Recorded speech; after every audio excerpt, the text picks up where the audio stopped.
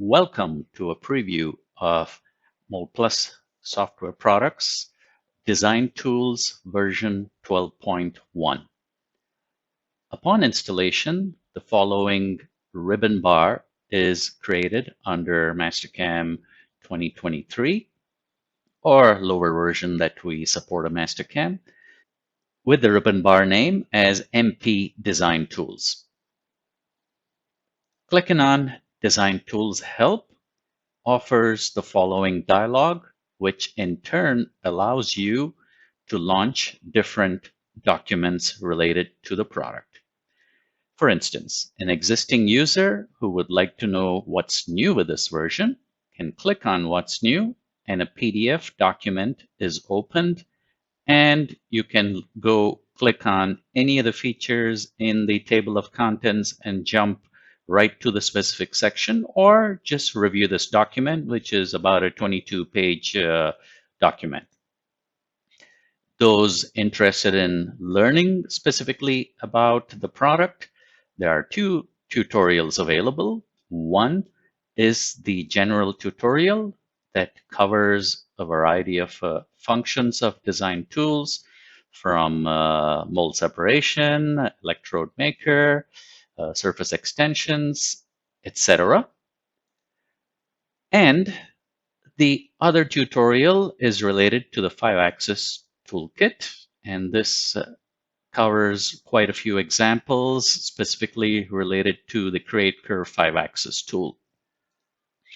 And those wanting context-sensitive help can click on the Design Tools Help from here and review this, or by launching any particular feature and clicking on the help icon, instantly jump to the specific feature. And for some of them, if you hover over the image, you'll be able to jump directly to certain sections.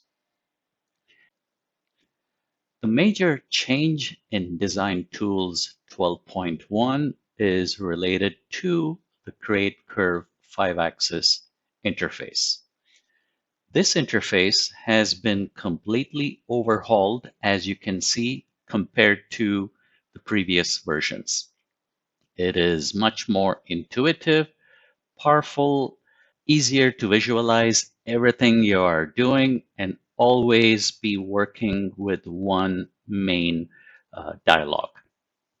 The first thing you will notice is that the Groups Manager icon, which launches a separate dialog, has disappeared, and that is because all the grouping is managed from within this dialog.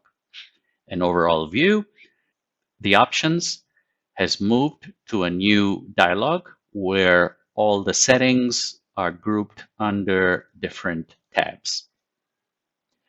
The path generation icons are right here. The visualization of the tool is here, and we will look at that shortly. The visualization of the axes, and also customizing the toolbar is possible from here. From within this dialog, for the customized toolbar, you can uncheck to remove a particular feature or drag and drop them into new locations. These icons have also been updated. The features are maintained, but with newer dialogues, which are consistent with the look and feel. Where necessary and relevant, the undo and redo icons, the settings are all consistent.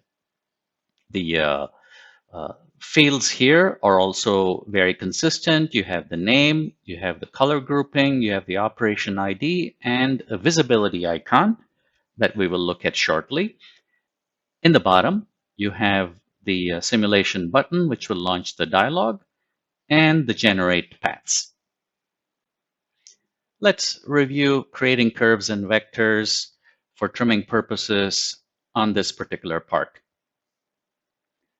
The A icon launches the auto path curve creation feature. As you can see, all the exterior and interior boundaries are identified in a click.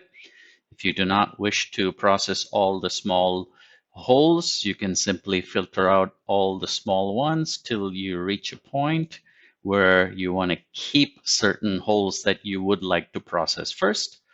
So in this case, we filtered out and these are the holes we would like to process. And you can see that all these individual paths are automatically created. The curves and the corresponding vectors are created along the part. At this juncture, clicking on any of these paths will highlight the particular path in the graphics area. How do we create a group for processing one of the paths? Let's pick the outer path. Creating a group consists of right-clicking and choosing the option for create one group with selected paths. Before we do this, you can see that all these paths are created under a group called unassigned paths. Unassigned paths basically indicates that none of them are grouped in order to create curve 5-axis toolpaths or drill 5-axis toolpaths using the Mastercam tools. So to create this, we right-click and say create one group with selected paths. You notice a new group is created and just that particular path belongs to that individual group. Now, you see there's a default tool selected over here and you have a tool identified as tool 1 for the first group. Since the tool is not displayed, if you would like to visualize it, you can click on any vector and you see that the default tool is displayed for you. Now, as a first step, if you would like to assign a tool, it is very easy to do from within that particular group. Double-click on the tool and the tool parameters that you may be familiar with if you're an existing user pops up. At this stage, we can choose to select a Mastercam tool. And once we select the Mastercam tool option, we can go directly into the Mastercam library and pick an end mill. We will choose a flat end mill of 6 millimeters to process the external part. Now, once we select it, the auto side offset, if checked, will automatically calculate the side offset as half the value of the tool diameter. Clicking on OK also displays the orientation or the tool direction as you're cutting. If you see that the tool is in the opposite direction, in this case, even though it is on the correct side, we can easily switch the cutter compensation. Watch what happens when I switch it to the right. You can immediately visualize and see that the tool is cutting in the wrong side. Double clicking and changing the side allows us to instantly preview and see that the tool orientation is correct. As a next step, if we wish to create the toolpath only for this group, we can click on Generate. And when this is done, a Mastercam curve 5-axis toolpath is automatically generated using the tool and using the curves and vectors. Clicking on Toolpath, you backplot, and you notice that you've instantly generated this curve 5-axis path. If we notice, the start point is over here. So as a first step, maybe we want to change the start point to this location. To do that, we can return to the curve 5-axis interface. And you notice that each time you launch the dialog, the groupings are always opened in a minimized, in a collapsed manner. This allows you to visualize all the different groups and only expand the groups you would wish to work with. So as a first step, we see that the start point is over here. We would like to change it here. To change this, it's very easy and simple. Click on the vector, right-click, and simply select the option to set this start point, to set this vector as a start point. Notice it'll only happen on a closed path. So now that we do it, you notice that the icon here, it used to be green, but since we made a change, it turns red, indicating that you will need to update the toolpath. Clicking on it instantly updates the Mastercam toolpath, and you notice that once the toolpath is updated, the icon turns back to green. So now when we come back here, we can see that the tool starts from here. Now let's make one more change and let's add a holder. We will choose this particular holder, and once we add a holder, the interface will automatically recognize that you have chosen a Mastercam holder in addition to the tool. So all this is synchronous and very easy to manage and work with. At this point, if you would like to smooth some of these vectors, you notice the tilting orientation is a bit extreme on some of these points. Let's say we want to smooth it between here and here. There are a lot of nice and powerful features to do this. We simply click on this vector, and then holding the Shift key down, click on the next vector. We select this range and simply right-click and select the option to reinterpolate vectors in the range. And now you notice they are reinterpolated based on the first angle of the first selected vector and the last angle of the vector. And once again, this indicates that something has changed. Clicking on Generate, we're updating the toolpath, and now you will notice that when you simulate this path and you come to this area, there's a much smoother flow for the cutting and for the vector orientation. Now, let's create a few additional groups for cutting some interior holes. It is very easy to identify which cuts belong to which items in the tree. If I double click here, it indicates that this is AutoPath 5. If I double click here, it indicates that that is the AutoPath 6. I can do right from here or from the graphics. I picked these two. Once again, I can right click and say create one group with selected paths.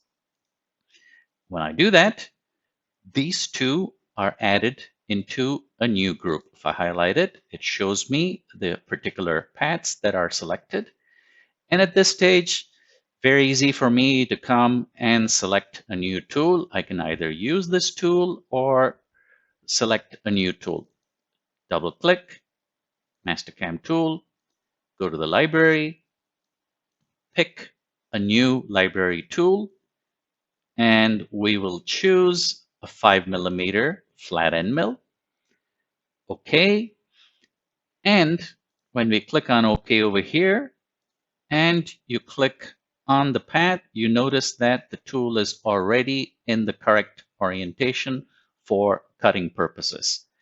If you need to create entry and exit vectors for these, it's very simple. You can set the defaults in the curve 5-axis parameters to automatically apply entry and exit vectors. And two other items that we could change right away. We see the start point is at this corner and the start point is over here. If we wish to change it, you already know how to do that. Right click, set the start vector over there. Same over here, right click. I've changed the start points. And we're ready to create the toolpath for this. You can click on Generate because now there's a new group that's been created. Clicking on Generate will do this. You can also do a right click and say create update toolpath or regenerate operation, and the new operation will be created. Once again, click and right on the toolpath to backplot, and you will see that these holes are cut using a tool of 5mm. Let's go create another group. You notice that as you keep creating groups, the unassigned paths list, of course, gets smaller because they're the ones entering into new Mastercam toolpaths. Now we have 3, 4, 7, and 8. We're going to create a group with these 4 operations.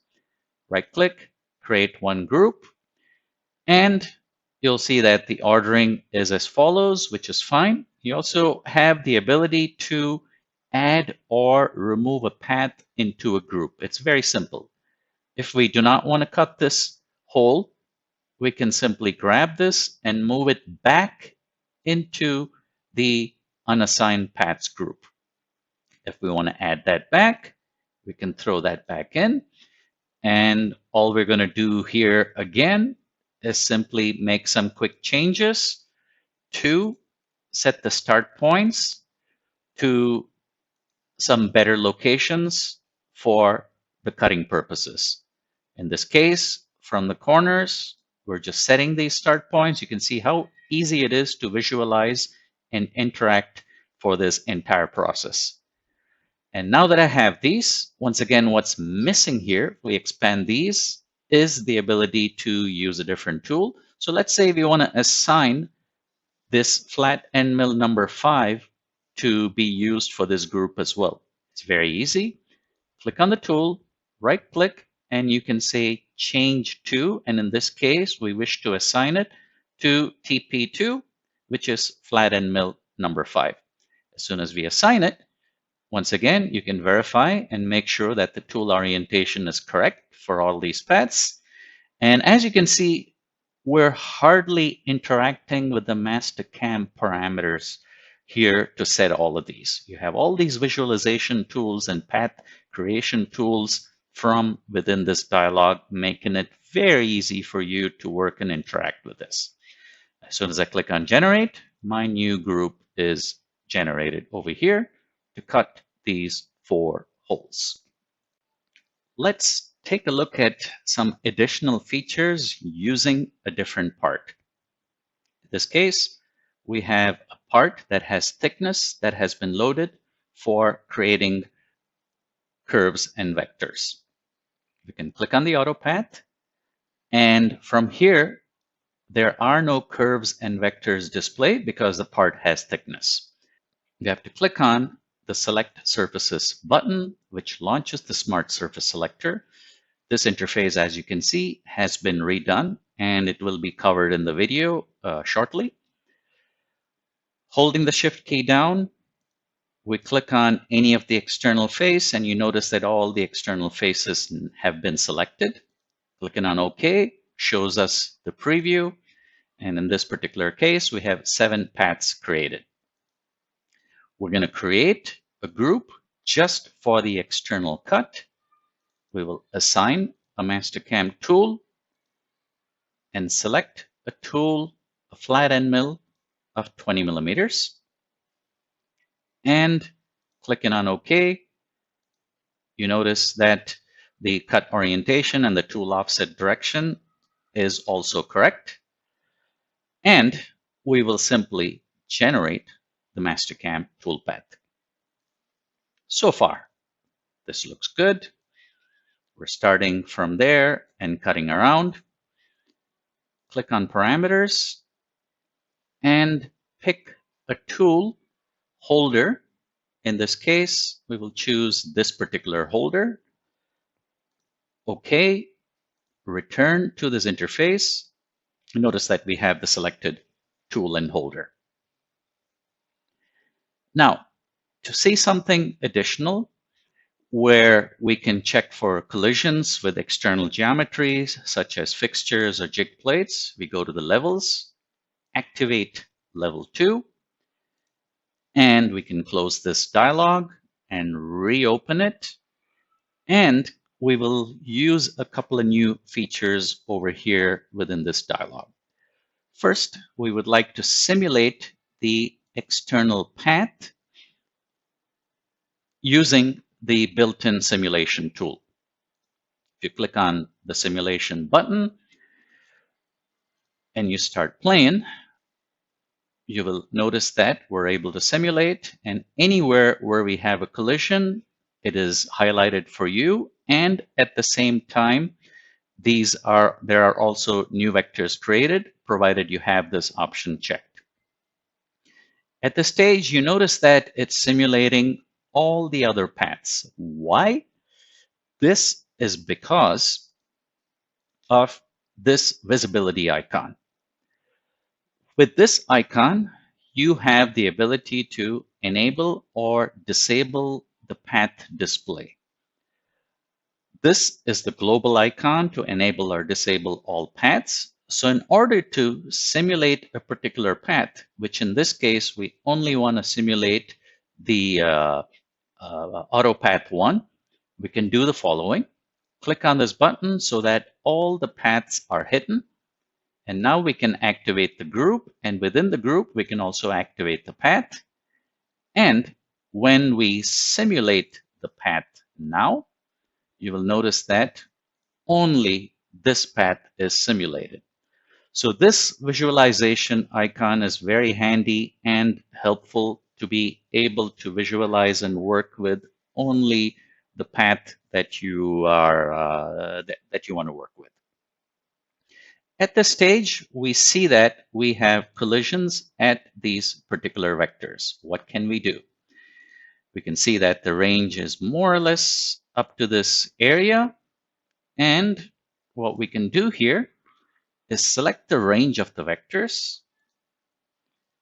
and click on the vector tilt dialog and apply a side tilt that tilts it slightly above or out of the collision range. You can also have the tool right on the collision area. So for instance, if we had this at 0, you notice that it is in the collision range. So as I keep tilting it out, you notice that when there's no collision with the red and the area displayed, you're good. So now that we've tilted those particular vectors, we can once again come back into the simulation dialog. And let's say we want to start from here. You notice that we can start simulating even from an intermediate vector. And now when we simulate, you will notice that all the areas that had collisions with the jig plate are resolved and gone. Now that we've had these changes made, clicking on Generate updates the toolpath, and we're done. Let's take a look at a couple other features and enhancements that have been done to the features mainly.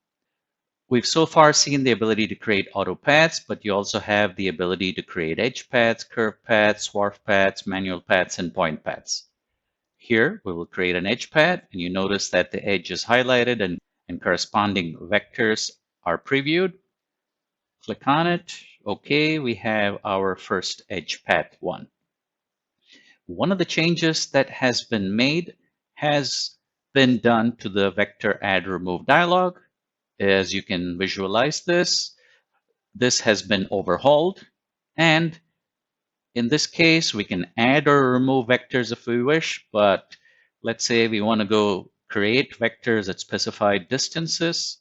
Clicking on this, setting the distance, and picking on the path automatically previews the green vectors are the new ones that will be created, and the red ones are the ones that will be removed. And this dialog allows you to control whether you want to have all the vectors uniformly distributed, or you can also say only create a specified number of vectors, and you say you want 10 vectors, and those are created at uniformly done. Besides this dialog, let's take a look at the path move dialog. This has been redone, and let's say we want to move the path based on that. You notice that the way this works, the features are there, but the interface has been changed to a much cleaner dialog. And in this case, you can come in and change either coordinates, or you can scroll using the mouse. And what's new here is you can also utilize the gnomon. As you can see, as soon as you get close to the gnomon for the y-axis, it highlights, and you can drag that in the direction that you wish to use or work with. Let's disable the tool and come back to this particular dialog. And now you notice that you can visualize any of these axes, and you can also use the nomens to move the values. So this is one nice change in the path move dialog. And the other option that is available, or the improvement that has been done, is to the path transform dialog. Here you notice that once again you have the nomen, and you can utilize the nomen again to create additional paths. We've said we want 2 copies, and if you're on the scale, you notice that it moves according to the step values. Or you can reset, you can detach the nomen and place it in a new location if you so desire. So I'm going to lock it up over there, and now everything is moved or created from the new nomen location. You can also change the values using the fields, and in addition, you can also use the angular rotations for moving or manipulating the paths. So using the nomen and using the rotations gives you a lot of flexibility to be able to transform the paths.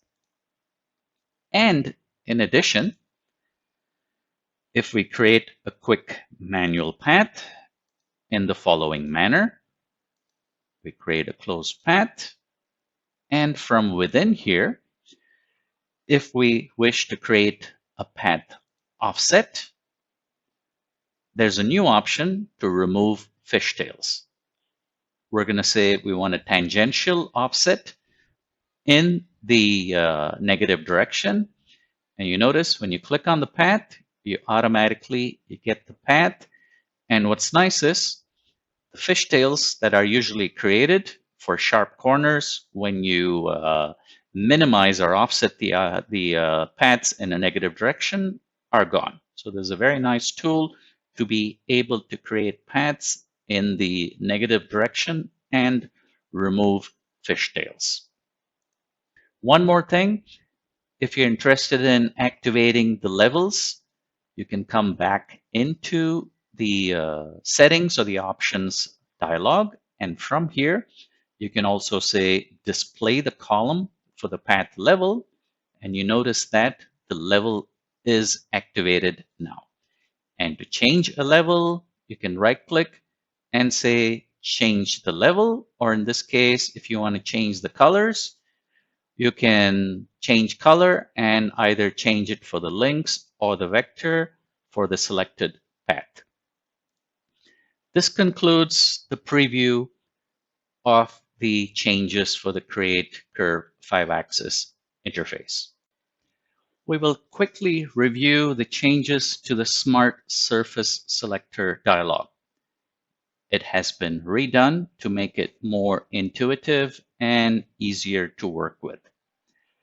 There are 2 groups that are displayed as default, the excluded faces and group 2. Whichever group is active is highlighted as displayed. If we wish to add an additional selection group, clicking on this will add an additional selection group. You can disable it by clicking on that icon again. We have 4 different selection methods now for the auto face selection: tangential, boss, cavity, and fillets. The default mode is tangential. Coming to the top face, holding the Shift key down and clicking on it picks all the external faces and displays them. The blue boundary indicates that these are the selection boundaries. To know what the color codings are, highlighting the question mark displays and shows what all these different color-coded boundaries or curves indicate. Let's clear the selection. Let's say we do not want to select all these fillets for our current selection. Here's one option. We can activate stop radius, and let's assume the value was 0. If we want to pick the fillet radius, clicking on this icon, clicking on any of those faces displays the actual value. Hitting enter will round the value and set the stop radius to 8 millimeters. Now, to pick this particular group, hold the shift key down, click on the face, and now you notice that anything that has a stop radius of that value is not selected. There are some faces within here, and the main indicator is over here with the red boundaries, indicating that these are radius boundaries, and this is the actual boundary with the part. At this stage, if we like the selection, we can either click on Save using this option, or if we accept this particular result, let's accept this result and exit. You notice these particular faces are copied to this particular level. This is because we have the options to copy to, move to, or no change. And here you can set the specific level. This icon indicates that those faces will be colored in this selection group color. This option allows us to do a Mastercam selection. So let's disable this option, clear the selection. Let's remove level 100, and let's do a brand new selection where all the external faces are selected. We will highlight this, change the level for this, perhaps to 105. And we'll also activate this icon. Now, what does this do? If this is activated, and we should also change the color just for visualization purposes. When we exit, not only are the faces copied, but a Mastercam selection of all those faces is automatically done.